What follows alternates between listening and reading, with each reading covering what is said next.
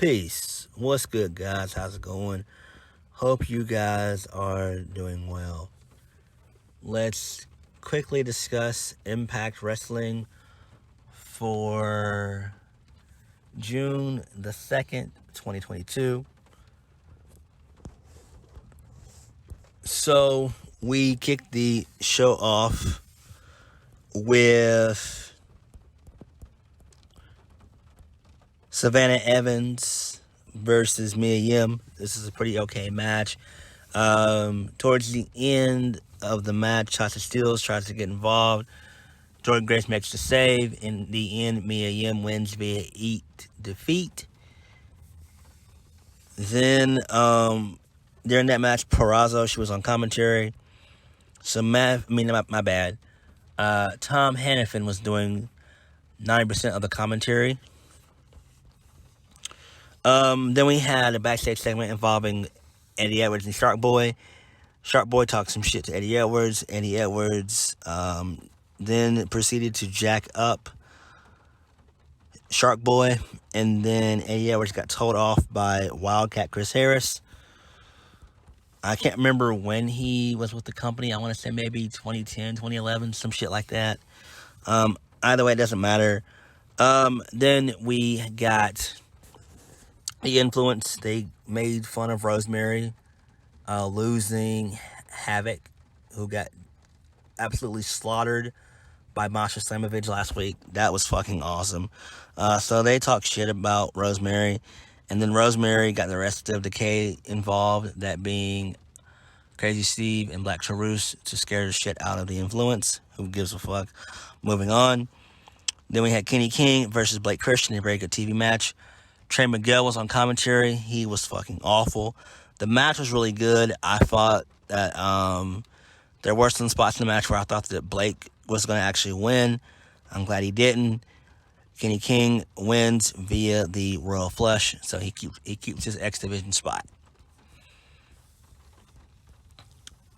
Then we got the 5th participant for the Ultimate X match announced.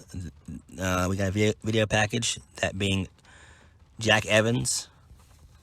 So it's not really going to do anything. I think he was in Impact a couple times before AEW was even a thing, I believe. Then we had Pajinder. So he was talking to W. Morrissey, and he offered his services, but Morrissey's like, nah, I'm good. I got PCO.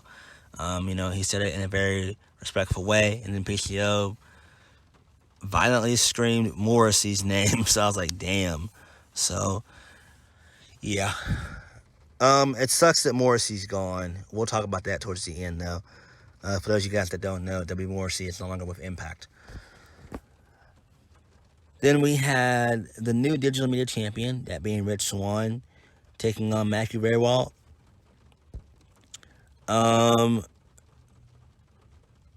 Swann wins via the Phoenix Splash. And I wish that they would do more with Rich Swann. It feels like he's just there just to be there. It's sad because this guy was a former world champion. And he should be higher on the card. Like, if he can become a former world champion, why can't Trey Miguel be like that? Why can't Ace Austin be like that? You know what I'm saying? Like, if Rich Swann can become the Impact World Champion, then why can't Trey Miguel? Why can't Ace Austin? It's like they're not doing anything with those guys. Trey Miguel is just there to be there. Ace Austin is just there to be there as well. And on a side note, Ace Austin is now with the Bullet Club. So, yeah. I don't get it. It makes zero sense. Then Gia Miller, she caught up with Alicia. She received a envelope from Masha Slamovich on BTI before the Impact. It had an X on it, or a red X. So it gave me kind of Killer Cross vibes. I was like, oh shit, that's really good. And then out comes Giselle Shaw. And so she basically says, look, that stands for Masha's going to kill you. I was like, oh shit, this is pretty good. So, like I said before, you guys know how high I am on Masha Slamovich. I think she'll probably be a future knockout champion, in my opinion. Then we had a really good promo involving the Good Brothers. They cut it okay with a little promo. Hyping got their match for Slammiversary against the Briscoes. Then they showed a video package of their greatest moments in Impact Wrestling. The first two were them becoming two-time Impact Tag Team Champions, and they also ran down their resume that they've been tag champs in every promotion they've ever been in. And then the rest of the video clip was them beating the Briscoes at Multiverse of Matches. Then when it happened, they're about to go to number one. They're interrupted by the Briscoes. The Briscoes come out, they cut a good little promo, and then a fucking brawl breaks out. The Briscoes stand tall, and that's that. Like I said before, I'm not really invested in the match. We've already seen it before. You know, it's just there just to be there. Moving on, we had a backstage promo by Josh Alexander saying that, he's focused on Eric Young. He is. And then he was attacked by Violent by Design. But he went to Scott D'Amore saying that he wants a match next week with Joe Doering. Then we had Honor No More featuring Matt Taven and Mike Bennett, along with Eddie Edwards on commentary, versus Heath and Rhino. Taven wins via the climax, and then post-match, Honor No More, they viciously beat down Rhino, and Taven wraps Rhino's leg into a chair. He smashes it 3 times, and then the Motor City Machine Guns and Frankie Kazarian, they come out and make the save. But it really doesn't matter. It's a little bit too late. Later on, we come back from commercial. So Rhino and Heath are in the ambulance. And then Scott D'Amore, he's like really, really fucking pissed. And so he wants the Motor City Machine Guns and Frankie Kazarian to find 2 guys who used to work at Impact, it doesn't matter who, to take on Honor No More at Slammiversary. If that's what they're going to do, then this needs to be like a Full Metal Mayhem match or, a Monsters Ball match. Just something crazy, just a crazy, maybe like a Falls Count Anywhere type of match, a stipulation like that. Because I don't know what they're going to do with Honor No More now that Maria Kanellis is no longer there, to kind of guide them. So it is what it is. Who really cares, though? And then we got the match card of that being official, that being Honor No More taking on Frankie Kazarian and the Motor City Machine Guns, and 2 guys to be announced. Then we had the main event, Moose and Steve Maclin versus W. Morrissey and PCO.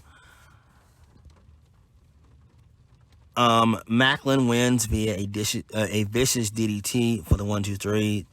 He pinned Morrissey. And post-match, PCO, he clotheslined Maclin. And then he ate a vicious spear from Moose. Lights go out. Sami Callihan appears. He whacks Moose with the fucking baseball bat. And he says that he's going to make Moose's life a living hell. And then we go off the air.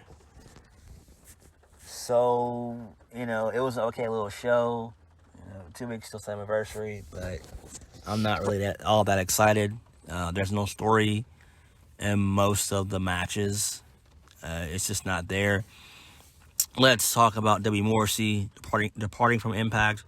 It does make sense. Morrissey was there for about 14 months. Impact, they built him up pretty well, but on the way out, it seemed like they didn't have any plans for him.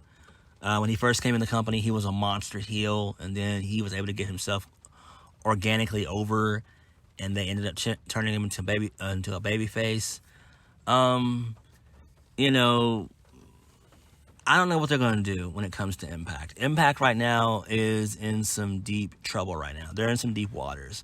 Number one, Anthem does not give a shit about Impact. They don't. Anthem Sports does not put any time and effort into Impact. It's almost like another Ring of Honor / Sinclair type of situation. It's the same thing all over again. You know, they really don't care about Impact, that being Anthem. They just don't. And it's just been like a revolving door. It's hard to believe that Impact has lost at least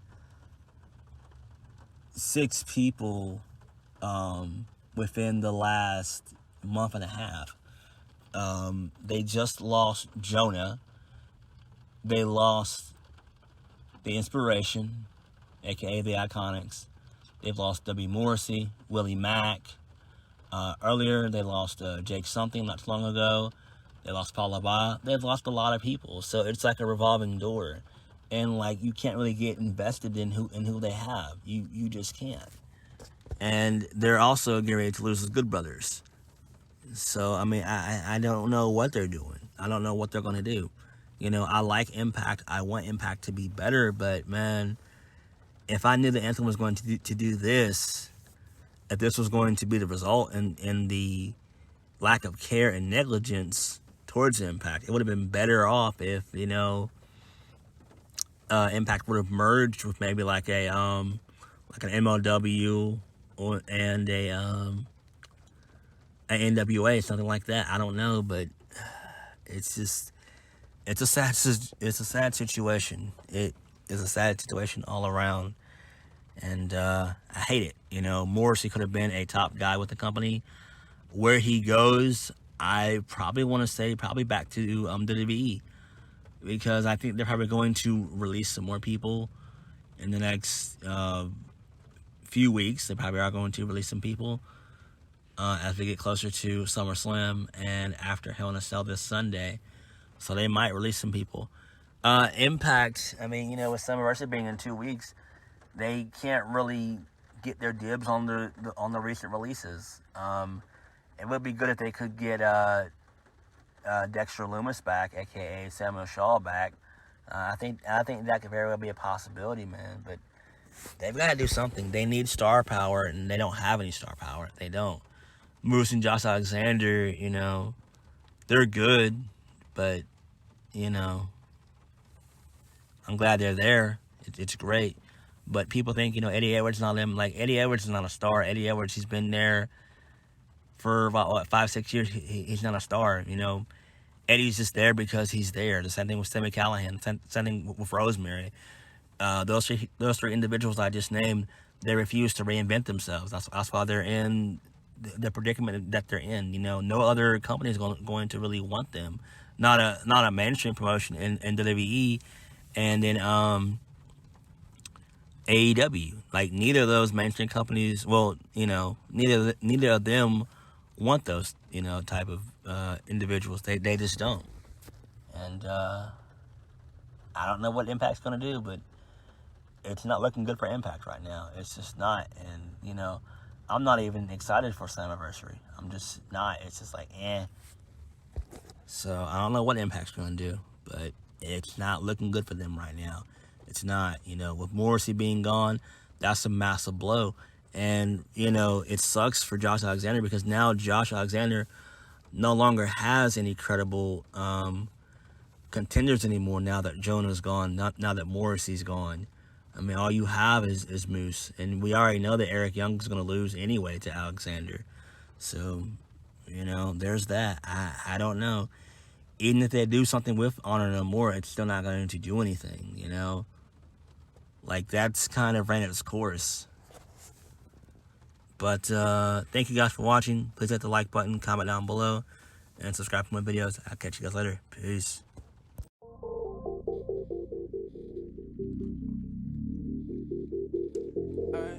Tune in.